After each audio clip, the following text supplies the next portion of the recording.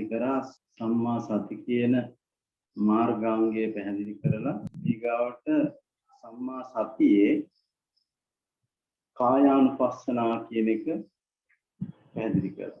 සති කියන එකත් අපි පැහැදිලි කරා. ප ဋ ාණ කියන එක පැහැදිලි කරේ නෑනේ. සතිපට්ඨාන කියලා සූත්‍රයක් තියෙනවා. ඉස්සර අම්මලා නම් දන්නවා, සමහර අම්මලා දන්නේ නැහැ. නමුත් ඒ කාලේ අපේ බෞද්ධයන්ගේ විතර අතේ තිබුණු පොතක් තමයි සතිපට්ඨාන කියන්නේ. පොතක්. ඒ වගේම හැම මලගෙදරකම සතිපට්ඨාන කියලා තියෙනවා. දෙයියන්ගේ අතේ තියෙන පොතක් තමයි සතිපට්ඨාන. මම දැකලා තියෙනවා ඔය අයනායක දෙයියන්ගේ අතේ තියෙන සතිස්ථාන කියලා පොත. ඒක නිරද තියෙන සතිස්ථාන කියලා. ඒක තමයි සතිපට්ඨාන කියන්නේ. ඉතින් ඒ කාලේ බොහොම සතිපට්ඨාන පොතට ගෞරවයක් තිබුණා. මම මෙවකන්දාරන් ඉන්න කාලේ සතිපට්ඨාන පොත් ගෙනම කට්ටියට බෙදලා සතිපට්ඨාන සංජායනාව. මම චෛත්‍යයේ තම දහඩුවක සතිපට්ඨාන පොත ලියලා ඒකේ හොඳ වලලා තැන්පත් කරා.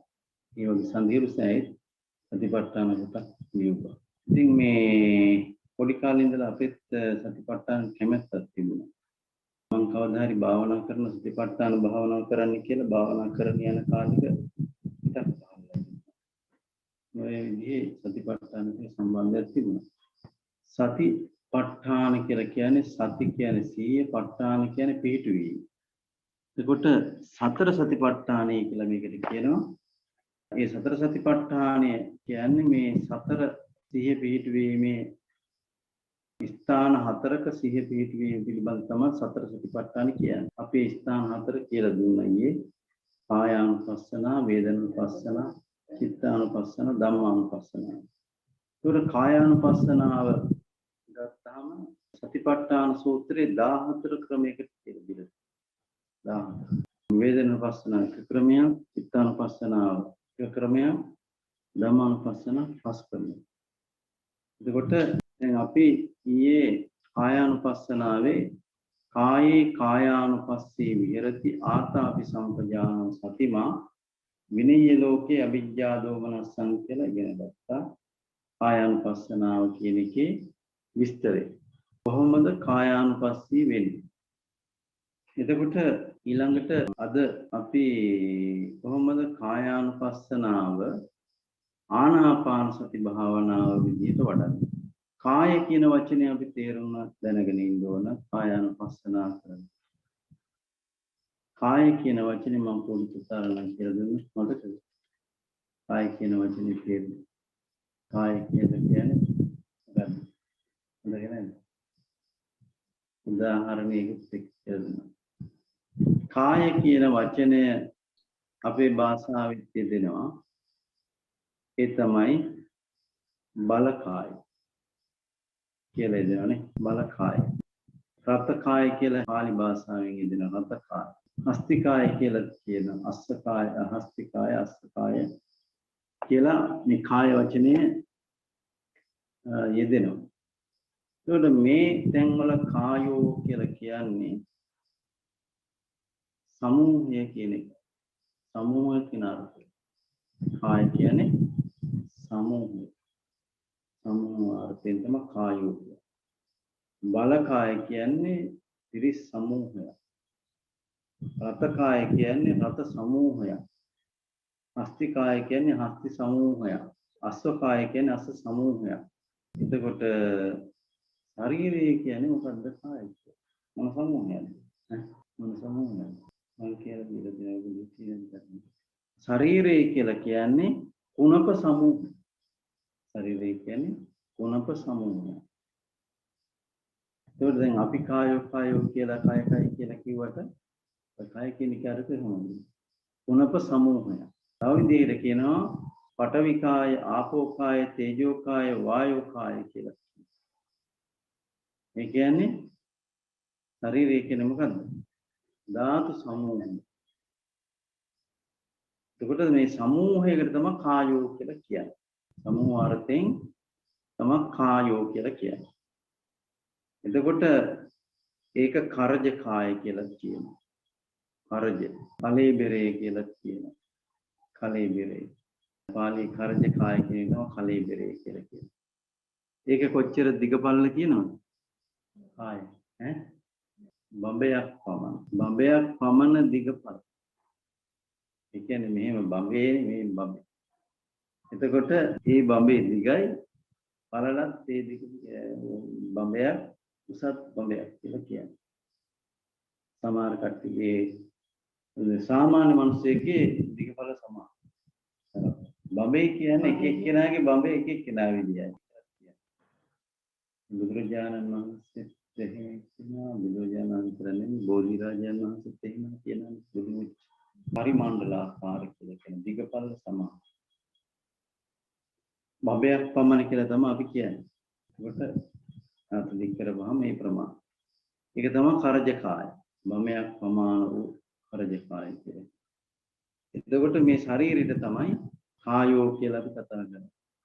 ශරීරය. එතකොට මේ කය ගත්තාම අපි කය කියලා ගන්නකොට ඕලාරික කය විදිහට මේ නායකට මොන ආදී මේ වගේ හඳුන්වලා තියෙන අතපය ආදී වශයෙන්. ඒක විවහාර වශයෙන් ඒකත් කය කියලා කියන්න පුළුවන්. ඒ කියන්නේ පරමාර්ථ නෙමෙයි සම්මුති වශයෙන් ඒකත් සත්‍යයි. එතකොට අපි කය කියලා ගන්නකොට මේ ශරීරයේ හුස්ම අපි දැන් ආනාපාන සතිය බලන්නේ හුස්ම වදින තැන. හුස්ම වදින තැන තමයි බලන්නේ. මේ සතිපට්ඨාන සූත්‍රය ආස්වාද ප්‍රාස්වාදයේ මූලික කරගත්ත ක්‍රමයක් තියෙනවා. එතකොට කය කියලා ගත්තාම ශරීරය කියලා ගත්තා අපි. එතකොට දැන් අපිට ඉන්ද්‍රිය පහක් තියෙනවනේ. චක්කු සෝත ගහන ජීවහා කාය කියලා. ඒතකොට දැන් අපි හුස්ම අපිට දැනෙන්නේ නාසයටද ශරීරය. ශරීරය. නාසය කියලා ගන්නකොට බුදුරජාණන් වහන්සේ නාසය කියන්නේ මේ තියෙන එකට නෙමෙයි. මේකට නාසය කියන්නේ මේකට නෙමෙයි නාසය කියන්නේ. මේකේ තියෙනවා ඒකට කියනවා ගාහන ප්‍රසාදය කියලා. ඒ ගාහන ප්‍රසාදයට තමයි ආයතනයේ හැටියට කියන්නේ. ආයතන හැටියට හඳුන්වනකොට ගහනම් කියලා. ගාහන ප්‍රසාදයට මිසක් මේ කැලලට නෙමෙයි නාසය කියන්නේ. එළු කුහරේ හැටියට තියෙන ගාහන ප්‍රසාදය.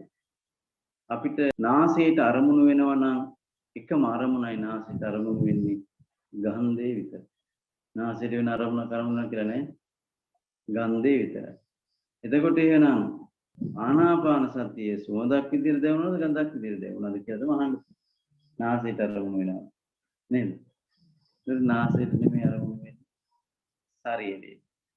ස්පර්ශය පිළිබඳ කතා කරන කියන්නේ මේ ඕලාරික ශරීර ස්පර්ශයක් ගැන කතා කරනකොට අනිවාර්යෙන් ඒක දැන් අපි මෙහෙම අල්ලනකොට අපි කියන ඇහැ අල්ලනවා කියලා. ඇහැ නෙමෙයි අපි වහාරෙන් එක සත්‍ය.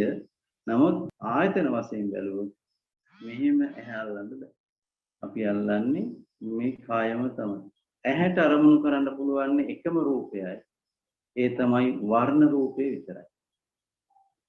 චක්කු කියන ඇහැට අරමුණු කරන්න පුළුවන් වර්ණ රූපේ විතරයි. සෝතේ කියලා කියන්නේ මේ එළියට තියෙන එකට නෙමෙයි. මිටි කෙඳි කහ පාට කෙඳි හැටියට තමයි මේකේ සෝත ප්‍රසාදේ පිහිටලා තියෙනවා. ඒකෙන් තමයි මේ සද්දේ උරන්නේ. උරලා මේ සද්දය හිතට විස්තර කරලා දෙන්නේ. එතකොට සෝතේට පුළුවන්නේ ශබ්දේ අඳුර ගන්න ශබ්දය විතරයි අරමුණු කරන්නේ. දිවට පුළුවන් රසය විතරයි. එතකොට මේ ආයතන වශයෙන් ගත්තාම මේ ආයතන කියලා කියන්නේ ඔන්න ඔය ස්වභාවය. මේ ආයතනයේ තියෙන ප්‍රසාද රූප කියලා විශේෂ රූපයක්. ඒ රූපෙට තමයි අරමුණු වෙන්නේ. එහි චක්කු ප්‍රසාදය කියන කනේ සෝත ප්‍රසාදය කියන නහයි ගහන ප්‍රසාදය කියන දිවේ ජීව ප්‍රසාදය කියන කාය පොට්ටබ්බ ප්‍රසාදය. එතකොට දැන් අරමුණු අපි කය නාස හුස්ම වදින එක බලන්නේ අපි කිව්වා මේ නාසයේ කෙරවලත් මේ උඩුතොලේ කෙරවල් දෙකත් අතර කොටස. මේ කොටසේ තමයි අපිට හුස්ම එක්ක සමහර කෙනෙකුට කොලේ වදිනා වගේ දැනෙන, සමහර කෙනෙකුට නහය කෙරවල වගේ දැනෙනවා, සමහර කෙනෙකුට නහය අවට වගේ දැනෙනවා, ගොරාවට. ඒකට මේ විදිහට එහෙමනම් අපි දැන් බලන්නේ මොකද්ද? කය ගැන. කයට වදින ස්පර්ශය තමයි බලන්නේ. හුස්ම කියන්නේ කයට වදින ස්පර්ශය. එතකොට ස්පර්ශය බලනකොට කයට වදින හුස්ම, මේ හුස්මත් එක්ක අපි දකිනවා ආස්වාදයේ කියන ආස්වාදයත් ප්‍රාස්වාදයත්. කයට දැනෙන ස්පර්ශයෙන් තමයි මේක අරමුණු කරගන්නේ. කායික ස්පර්ශ. ඒකට කයේ තමයි හිත පිහිටලා තියෙන්නේ. ඒකට කායට වෙන්න අරමුණක් විදිහ තමයි ආස්වාදයේ ප්‍රාස්වාදයේ පෙරමුණ කරන්නේ. ඒකට කායට ලැබෙන අරමුණු ප්‍රධාන තුන් ආකාරයකට තමයි අරමුණු වෙන්නේ. කායට තුනක් අරමුණු කරන්න පුළුවන් ප්‍රධාන. ඇහැට එකයි, කනට එකයි, දිවට එකයි, නහයට නම් කායට තුනක්. ඒ තමයි ලක්ෂණ වශයෙන් තුනක් පුළුවන්. කායට පුළුවන් පඨවි ලක්ෂණේ අරමුණු කරන්න. පඨවි ලක්ෂණ. තද ගතිය කියන්නේ. එතකොට තව පුළුවන් රස්නීය සීතල ගතිය කියන තේජෝ ලක්ෂණය. තේජෝ ධාතු අරමුණු කරන්න පුළුවන්. එතකොට වායෝ ලක්ෂණය අරමුණු කරන්න පුළුවන්. වායෝ කියන්නේ පිම්බෙන හැකිලෙන ගතිය. පිම්බෙන හැකිලෙන ගතිය, චංචල ගතිය. ඒකට කියනවා වායෝ කියලා. ඊගාවට පඨවි තද ගතිය, තේජෝ උණුසුම් සිසිල් ගතිය, වායෝ හෙලවෙන පිම්බෙන හැකිලෙන කැරකෙන ගතිය. ඊගාවට ආපෝ ලක්ෂණයත් අරමුණු වෙනවා. ඒක හිත දියුණු කරගත්ත කෙනෙකුට ඉතින් බලන්න පුළුවන් කමක් තියෙනවා. ආපෝ කියන්නේ වැగిරෙන ලක්ෂණය. විරුද්ධ ලක්ෂණ දෙකක් ආපෝ ධාතුවට තියෙනවා. එකට එකක් විරුද්ධයි. එකක් තමයි ආපෝ ධාතුවේ තියෙන ආබන්ධන ලක්ෂණය. ආබන්ධන ලක්ෂණය කියන්නේ බැඳ ගන්නවා. අපි පිටි ටිකක් තිබ්බොත් ඒ පිටි හුල ගියනවා. හැබැයි වතුර දාපු ගමන් මේක කුලි වෙනවා. කුලි කරන්න පුළුවන්. ඒ වතුරේ තියෙන ආපෝ ධාතුව නිසා. ඒක තමයි ආබන්ධන ලක්ෂණය කියලා කියන්නේ. ඊගාවට ඒ පිටි ගුලියටම තවත් වතුර දැම්මොත් ඒක වියාර වෙලා වැగిරෙනවා. ඒක තමයි පග්ගරණ ලක්ෂණය කියලා කියන්නේ. මේ දෙකම ආපෝ ධාතුවේ තියෙන ලක්ෂණ. පග්ගරණ කියන්නේ වැగిරෙනවා. එතකොට එහෙනම් අපිට ආස්වාදයේ අරමුණු වෙන්නේ මොනක් විදිහටද? ඔය කියන අරමුණු. ඔය කියන අරමුණු වලින් මොන අරමුණක් විදිහද? දැන් කායට අරමුණු වෙන අරමුණු කියවනේ. ඒ කායට අරමුණු වෙන ඒ අරමුණක් විදිහට තමයි ආස්වාද පාස්වාද අපිට දැනෙන්නේ. එහෙනම් එක්කෝ දැන් අපිට ආස්වාදයේ කියන එක වාතයේ කියන එක ස්පර්ශේ වාත ස්පර්ශයේ ඉතා සියුම්ව දැනෙනවා. එතකොට අපිට දැනෙනවා සියුම් ගතිය, මෘදු ගතිය කියලා එකට කියනවා. මෘදු ගතියත් පඨවි ධාතුවමයි. පඨවි ධාතුව තමයි මෘදු තද කියන දෙකමයිදි පඨවි ධාතුව. එතකොට පඨවි ලක්ෂණයක් විදිහට තමයි මෙතන අපි අරමුණු කරන්නේ. හැබැයි ඒ අවබෝධය නැති නිසා අපි ඒක ආස්වාදය කියලා නම් කරනවා. හරි. ඊගාවට පහළට මේ හුස්ම වදිනකොට එතනත් ඒ පඨවි ලක්ෂණ පාන සතිය විතර ධර්මදේශනාවක් කියලා තියෙනවා. සමහර මොළ තේරුම් නැතුව ඇති. දැන් ඔන්න ඔතන තියෙනවා සම්මුතිය හා පරමාර්ථ කියන දෙක. හරි. දැන් අපිට සම්මුතිය ඕන භාවනාවේ. සම්මුතිය ඉඳගෙන තමයි විදර්ශනා කරන්නේ. පරමාර්ථය විදර්ශනා කරන්නේ සම්මුතිය තමයි විදර්ශනා කරන්නේ. ඒක තමයි පරමාර්ථය අවබෝධ කරගන්න. එතකොට සම්මුතිය අරමුණයි විදර්ශනා කරන්නේ. එතකොට දැන් අපිට ආස්වාදයේ කියලා ප්‍රාස්වාදයේ කියලා අපි මේ සම්මුතිය තමයි බලන්නේ. මේක කියලා දෙන්නේ නැහැ. ඒක Tamanටම වැටහා ගන්න අරිනවා. ඒ කියන්නේ නමුත් ඒක ප්‍රශ්නයක් නැහැ කියලා දුන්නා. එතකොට ඈ රූපෙට තමයි කියන්නේ.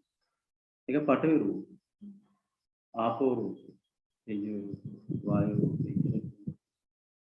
රූප. රූප දැන් රූපේ කියන එක තෝරනවා. මොකද්ද රූපේ කියන්නේ? චතුන්නම් මහා භූතානම් උපාදාය රූපං. මේ සතර මහා භූත රූප හතර නිසා හටගත්ත ස්වરૂප 24ක් තමයි රූපේ කියන්නේ. ප්‍රධාන රූප මහා භූත රූප කියලා මේවට කියනවා. මේ හතරට මහා භූත රූප. භූත රූප කියලා කියන්නේ භූත කියන එකේ තේරුම තමයි අද්භූත අභූත නිසා භූත කියන්නේ. ගොඩක් જાති කියන්නේ කියොත් ටිකක්වත් මතකෙට නැති. දැන් මේ එකම මාතෘකාව තමයි මේ කියන්නේ. දැන් තේරුණාද බණ කොච්චර ගැඹුරුද? අපිට මේක මෙච්චර විස්තරාත්මක තියෙන ධර්මයේ අපි අහනවද? අපි දන්නවද? නේද? බුදුරජාණන්සේ කොච්චර සරලව මේවා කියලා තියෙනවා. අද්භූතයි කියන්නේ මොකද? පුදුම සහගත. පුදුම සහගතයකද අද්භූත කියන්නේ. ඒ කියන්නේ මේ භූත හතර සමහරලාට ගයක් විදිහට පෙනී ඉන්නවා. සමහරලාට පැලයක් විදිහට පෙනී ඉන්නවා. සමහරට බල්ලෙක් විදිහට පෙනී ඉන්නවා. තව දෙවියෙක් විදිහට පෙනී ඉන්නවා. මිනිස්සෙක් විදිහට පෙනී ඉන්නවා. උතුවක් විදිහට පෙනී ඉන්නවා. පුදුමනේ.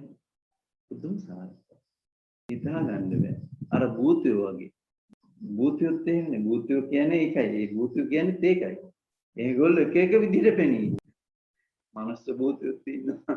දේව භූතයොත් ඉන්නේ විදිහට. එතකොට එක එක විදිහට පෙනී ඉන්නවා. ඒ නිසා පුදුම සාර්ථකයි. මැජික් කාර්යය වගේ භූතයෝ. ඒ නිසා තමයි මේගොල්ලන්ට භූත කියන්නේ. අභූත කියන්නේ. භූත කියන්නේ මොකක්ද? අභූත කියන වචනේ කාලා නේද? අභූත. මොකද අභූත කියලා මොකද්ද කියන්නේ අපි වචනේ කියනකොට මොනවද කියන්නේ සාමාන්‍ය? අභූත කියන වචනේ දාලා කියන්නේ මොකද්ද? නෑ කියන්නේ අභූත චෝදනා කරන්න එපා කියලා. අභූත කියන්නේ බොරු. ඒ කියන්නේ සත්‍ය වශයෙන් නෑ. සත්‍ය වශයෙන් නැති. මුල් කියන්නේ හේතු නැති. ඒක කියන අභූත. අභූත කියන්නේ හේතු නැති. හේතු රහිත හේතු නැති දෙයක් කියනවා අභූත කියලා. ඒකට මේ භූත යම්ගෙත් මේගොල්ලෝ බොරුවක් තියෙනවා. ලෙහෙලා මේව කළ බලපුවම දැන් ආනාපාන සතිය කියන එක කොහොමද දැන්? අපි ආනාපාන සතිය කියන එක දැන් ලෙහෙලා ගත්තොත් මොකද වෙන්නේ අන්තිමේ? ධාතු ස්වභාවයක් ලක්ෂණයක්. ඒ කියන්නේ ලක්ෂණ රූපයක්. ලක්ෂණය අපි ඒකට නමක් දාලා ඒකේ පටන් ගැනීම බලනවා, පැවැත්ම බලනවා, අවසානය බලනවා. නේද? ඒ විදිහට කතන්දරයක් හදාගන්න පුළුවන්. හරියට ඒ දෙකට බෙදුනා නාම රූප කියලා දෙකට බෙදුනහම ලොකු කතාවක් හදන්න පුළුවන් කියනවා. ඒක හරියට මේ යාළුවෝ කණ්ඩායමක් ඉන්නවා දෙකට බෙදෙනවා. දෙකට බෙදලා බෝල ගන්නවා. එතකොට මාර එකක් තියෙනවා. ඉස්සර මෙච්චර එකට හොඳින් ඉඳපු කට්ටිය ඊට පස්සේ කෙනෙකුට කෑ ගහනවා, එක්කෙනෙක් hina වෙනවා, එක්කෙනෙක් සතුට වෙනවා, එක්කෙනෙක් අඬනවා. දෙකට බෙච්චට පස්සේ එන්න ලෝකයක් තමයි. අන්න ඒ වගේ. ඉතින් මේ ආස්වාද ප්‍රාස්වාදය දැන් අපි හුස්ම බලනකොට වදින එක බලනවා. වදින එක දැනගන්නවා ආස්වාදයේ ප්‍රාස්වාදයේ කියලා. මේ සම්මුතිය අපි වෙනස් කරන්නේ ඒක සම්මුති විදිහටම දකිනවා.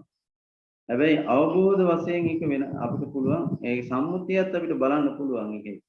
සම්මුතිය ආස්වාද ප්‍රාස්වාද කියන එකේ හට ගැනීම නැතිවීම හට ගැනීම නැතිවීම දෙකම. එතකොට තමයි ලෝකයේ තේරුම් යන්නේ. මේකින් ලෝකයේ දකින්න බැරිද නේ? මුළු ලෝකයේම ස්වභාවය දකින්න පුළුවන්. උස්මත්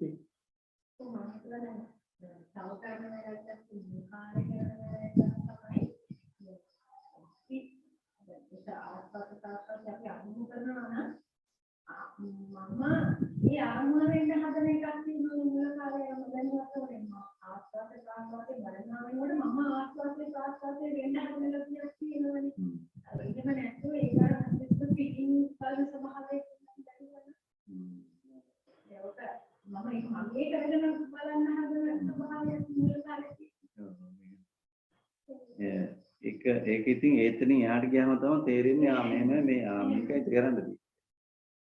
අපි හැම දෙයක්ම කරන්නේ ආසත වාසත නෙමෙයි. අපි හැම දෙයක්ම කරන්නේ මගේ කරගන්න. මගේ කරගෙනමනේ බලන්නේ. ඒ සංඥාවෙ මිදලා බලන්නේ. ඒකනේ අපිට මේක අහුවෙන්නේ නැති ලෝකේතර වෙන විදිය. හැම වෙලේම මගේ කරගෙන තමයි බලන්නේ. ඉතින් දැන් අද අම්මා කෙනෙක් ප්‍රශ්නයක් අද අපේ අම්මා වගේම මේ භාවනාව අර විද දැන් ඔය සමහර පිටිකල ගුණරතන සන්නාසගේ මම බණනවා.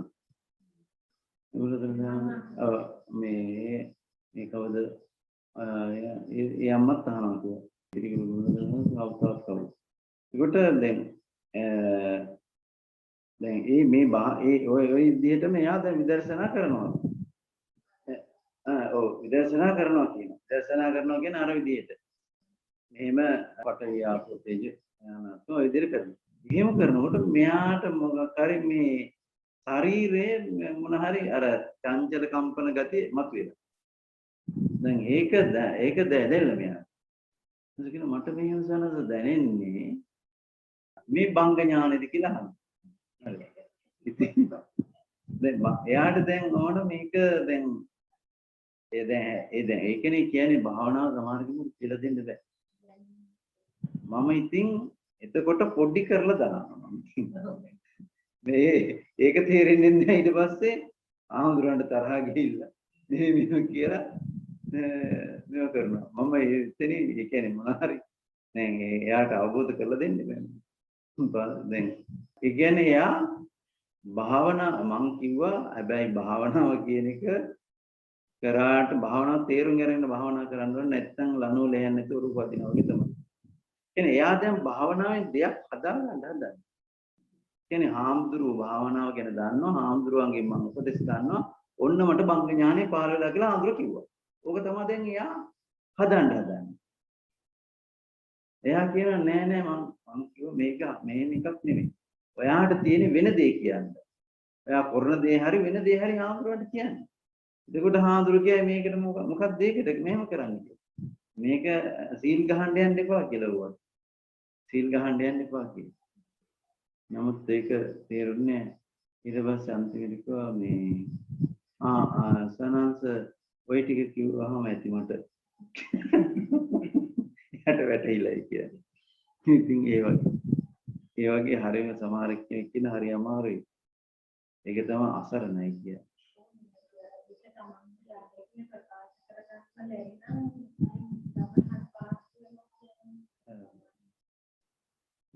මානසික විදිහට දැන් මම ඉස්සරහට දැන් අර කියව විදිහට හයගෙන ඔව් දැන් මම අද දැන් හැබැයි මම කියන්නේ වැරදි කියලා. ඔව් දැන් මම කියන්නේ ඒ ක්‍රමේ වැරදි කියලා. දැන් ධම්මානුපස්සනාව ඔය වගේ එකක් තමයි කියන්නේ. ඔව් ඉති රූපං ඉති රූපස්ස සමුදය ඉති රූපස්ස අත්ංගමෝ ඉති වේදනා ඉති වේදනා ඔය තමයි කියන්නේ. ඔය ධම්මා ඔය ක්‍රමයට අපි කරලා නැහැ. මම කියන්නේ ඒකින්ද නොගිය පාරක අපිට යන්න බෑ කියන්න බෑ. ඔතනින් වුණත් යන්න පුළුවන් වෙන්න පුළුවන්. දැන් ඉස්සෙල්ලා එහෙම මානසිකාර කරලා මේ මානසිකාරයත් එක්ක මේක හැම වෙලේම මානසිකාර භාවනාව කියන්නේ ප්‍රායෝගික වෙන්න ඕනේ. අපි නිකන් රූපය මෙහෙමයි රූපය අනිත්‍යයි රූපය අනාත්මයි වේදනාව අනිත්‍යයි වේදනාව මේක කිව්වට මොකද්ද මේ රූපය කියන්නේ කියලා දන්නේ නැත්නම් කොහොමද භාවනාව වැඩෙන්නේ? ඒක හැම වෙලේම ප්‍රායෝගික අත්දැකීමත් එක්ක ආයතන 6ෙන් ඉන්න ඕනේ වර්තමාන. එතකොටනේ මේක මේ ගැටි ලෙහන්න පුළුවන් නේද? එහෙම නැත්නම් අපි අනත්තයි දුකයි අනාත්තයි කියලා කියුවට මේක වෙන හැටි දැනගන්න එපා. මේක ප්‍රායෝගිකව අත්දකින්න ඕන කරගෙන යන්න.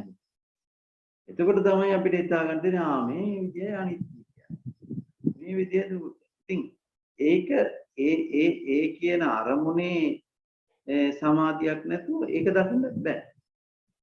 ඒ විදර්ශනා වශයෙන් හරි සමත වශයෙන් හරි භාවිතය කරන්න. භාවිතය කරනකොට තමයි අන්නේ ලක්ෂණ අපිට ප්‍රකට වෙන්නේ. ඉතින් ඒ නිසා ආනාපාන සතිය වඩන කෙනෙකුට සමහර කෙනෙකුට ඇඟ තද වෙන ගතිය එනවා. මේ පෙර මම ඇහිද්දි එක පුතෙක් ඒත් ඇඟ තද වෙන ගතියක් ආවා කියලා. දැන් මේව මම කියන්නේ ඊට පස්සේ ඇඟ තද කරන්න අරම හදන ඒ පාර. එහෙම කිව්ව ගම ඔක්කොටම ඊට පස්සේ තද වෙන්න බලන්න. ඊට පස්සේ මේ එහෙම ඉතින් මේ වෙන්නත් පුළුවන්. එතකොට ඊගාවට නෑ එහෙම වෙනවනම් කිව්වත් කමක් නෑ වෙන්නේ. හැබැයි ඒකට අපිට උත්තර දෙන්න පුළුවන්. මොකද සමහරු භාවනා ගැන පොතෙන් කියනකොට තේරෙන පොතෙන් කියන්නේ. මොකද එයා හැම වෙලේම අර ප්‍රායෝගික එකත් එක්ක නෑ. පොතත් එක්ක කියනකොට ප්‍රායෝගික නෑ.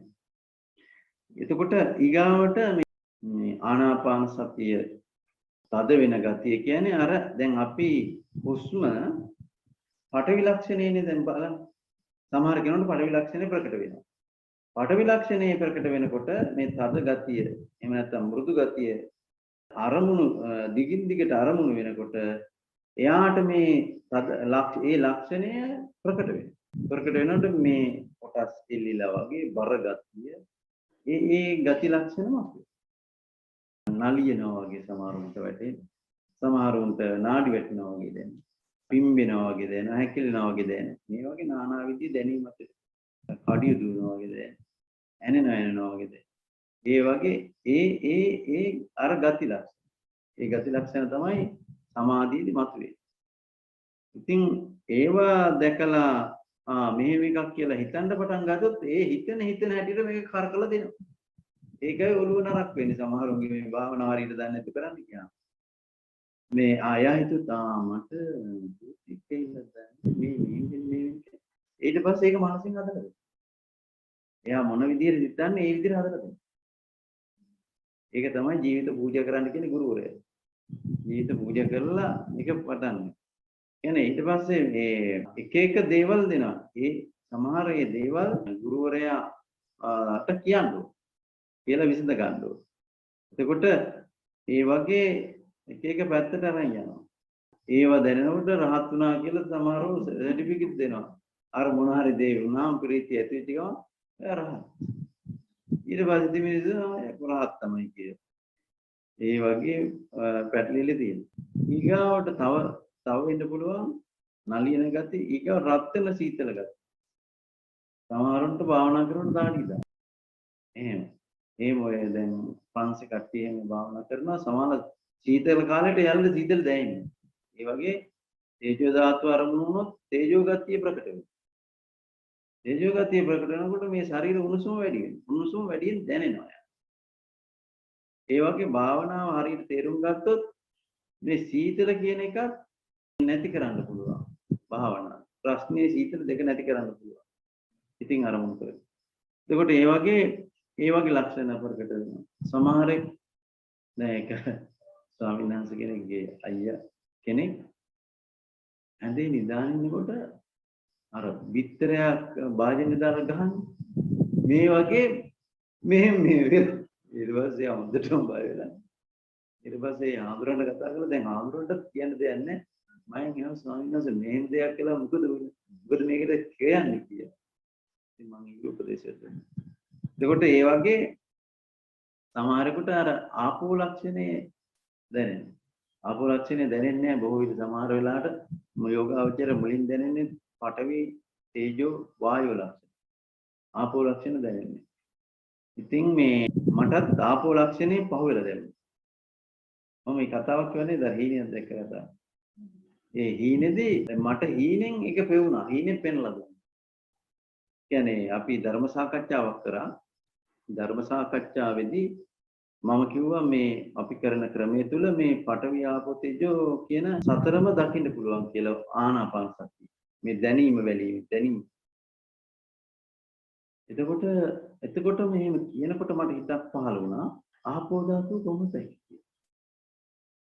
එතකොට මට හිතක් ආවා පටවිවා තේජෝ වායෝ දැක්කනම් ආපොත් දකින්න පුළුවන් ඇති කියලා.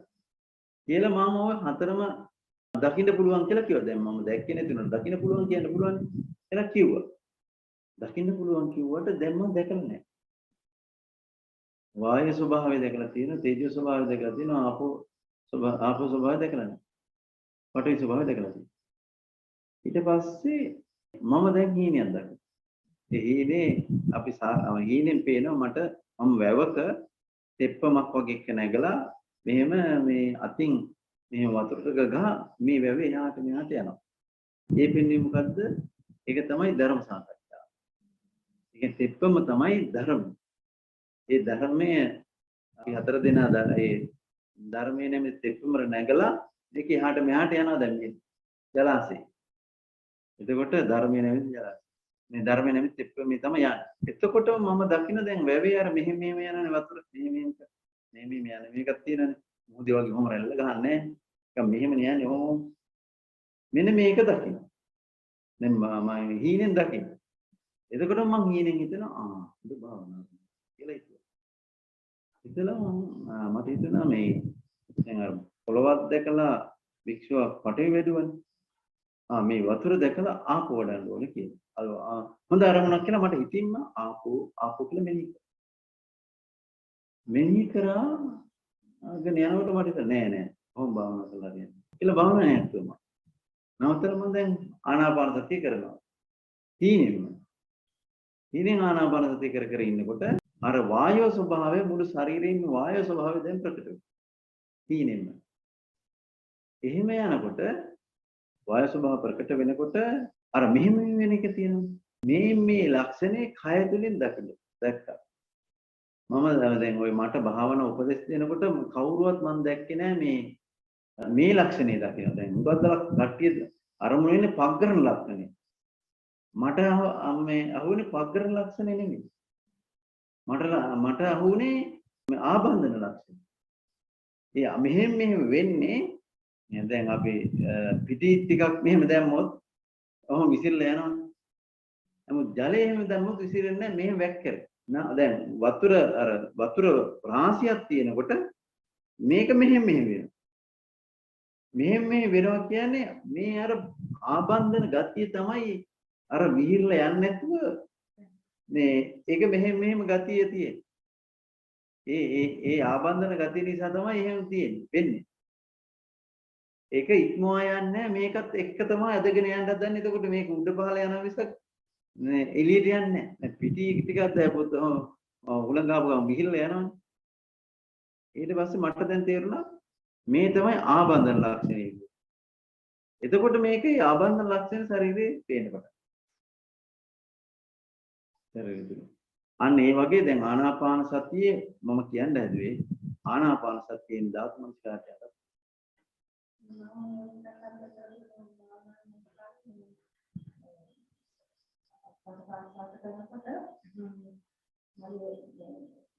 පාස්වාතයෙන් ඉඳි යනකොට මුගේ ශරීරයේ කෙසෙල් කඳක් වෙනවා වගේ ඇත්තටම මොනවද? ඒක මම මනසින් දැක්කේ කියනවා දැක්කේ සිස්ටම් පිටර වෙනකොට නිකන් මේක කෙසෙල් කඳකින් කෙසෙල් කඳක් කියලා ඒක ගන්නේ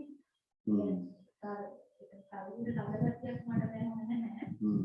ඒක නිකන් ඕකේ දැනගත්ත ස්වභාවය මේක නිකන් මුළු කයම මේ නිකන් මේක වෙන්නේ හෙලිලා යනවා නිකන් මේ ආස්වාදේ යනකොට අන්න හෙලවෙනවා. මෙහෙම ඉස්සරහට පස්සට ඒක සැබවින්ම හිරුණාද? නැත්නම් ඉතින් දැක්කද? ඔව්. ඒ කියන්නේ අර වායු ලක්ෂණය තමයි එතන අරමුණ. වායු ලක්ෂණය නෙමෙයි. සමහරක ඇත්තට මේ වෙන්නේ. වෙන විතරනේ ඒ සමහර දේවල් වෙනවා. මේ ඒව වුණාට පස්සේ මම කියන්න වෙනවා. නැත්නම් බය වෙන්න පුළුවන් භවනා කරන්න කියලා. මේවත් වෙනද මෙහෙම කියලා. එතකොට ඊළඟට එතන වෙන්නේ වායු දාන. වායු ලක්ෂණය තමයි ආස්වාද ආරම්භ කරගන්න කෙනාට ඒක ප්‍රකට වෙන්නේ. ඊගාවට තේජෝ ධාතු විදිහට ආරම්භ වෙන අවස්ථා තියෙනවා. මෙන්න මේ වගේ ප්‍රතික්‍රියා කිරීම තමයි ඊට පස්සේ සංස්කාර කියන්නේ. ඒතකොට කය පිළිබඳ ප්‍රතික්‍රියා කරනකොට කියන කාය සංස්කාර කියලා. කාය සංස්කාර. පස්සම් බයං කාය සංකාරං අස්ස සිස්සාමි සික්කති පස්ස සිස්සාමි. කය අරමුණු කරගෙන සකස් වෙන ඒවා කාය සංස්කාර කියනවා. ඊගොල්ලෝ හිත අරමුණු කරගෙන සකස් වෙනවා චිත්ත සංස්කාර කියනවා. ඉතින් සිත අරමුණු කරනවා. එතකොට ඒ විදිහට සංස්කාර සකස් වෙනවා. එතකොට සංස්කාර නිරෝධය කරගන්නට මේ පාඩම ඉතින් කරලා දැනගෙන යන්නට ඕන. ඒකට දැන් කාය සංස්කාරයේ සංසිඳනවා කියන එක කියන්නේ මේ ගුරුවරු කියන්නේ ආස්වාද ප්‍රාස්වාදයේ සියුම් වෙනවා. ඒකත් හරි. ඒ කියන්නේ කය කෙලස් බහුල වෙනකොට හුස්ම වේගවත් වෙනවා. හිත තැම්පත් වෙන්න හුස්ම සිවුම් වෙනවා. හුස්ම සිවුම්. එතන සංසිඳ වෙනවා කියලා ඒක කියන්න පුළුවන්. ඔව්.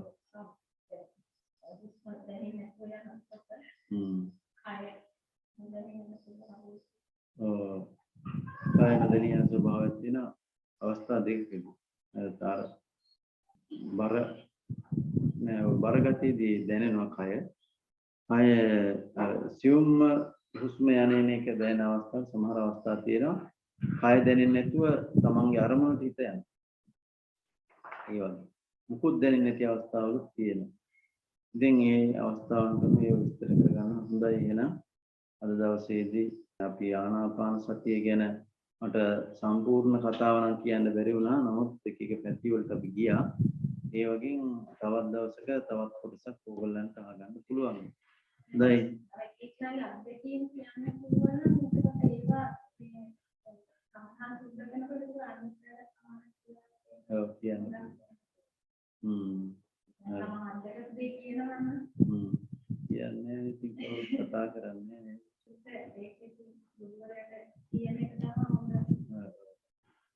මේක තමයි කිව්ව තරමට තමයි ඉස්සරහට යන්නේ. ඒ ප්‍රතිඋත්තරය හම්බෙන්නේ දැන් අපේ කට්ටියට වෙලා තියෙන්නේ එහෙන ලැජ්ජයි. ඈ?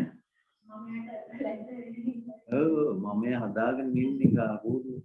ඉතින් එයාට පොඩක් රිදෙනවට කැමතියි. මේක තමයි වෙලා තියෙන්නේ. කමන්නේ කරගෙන යනකොට වැටෙයි. තාම ඉතින් මුල් අවස්ථාවලනේ. හොඳයි එහෙනම් සියලු දෙනාටම අපි ආශිර්වාද කරනවා. සබ්බීත්‍යෝ විවජ්ජන්තු සබ්බ රෝගෝ විනස්සතු මාතේ භවසන්තරායු සුඛී දීඝායුකෝ භව භවතු සබ්බ මංගලං රක්ඛන්තු සබ්බ දේවතා සබ්බ බුද්ධානුභාවේන සබ්බ ධම්මානුභාවේන සබ්බ සංඝානුභාවේන සදා සොත්ති භවන්තු තේ අභිවාදන සීලිස්ස නිච්ඡං උද්ධාපචායිනෝ චත්තාරෝ ධම්මා වඩ්ඩන්ති ආයුවන්නෝ සුඛං බලං ආයුරාරෝග්‍ය සම්පatti සග්ග සම්පatti විච්ඡ අතෝ නිබ්බාන සම්පatti මිනාතේ සමිජ්ජති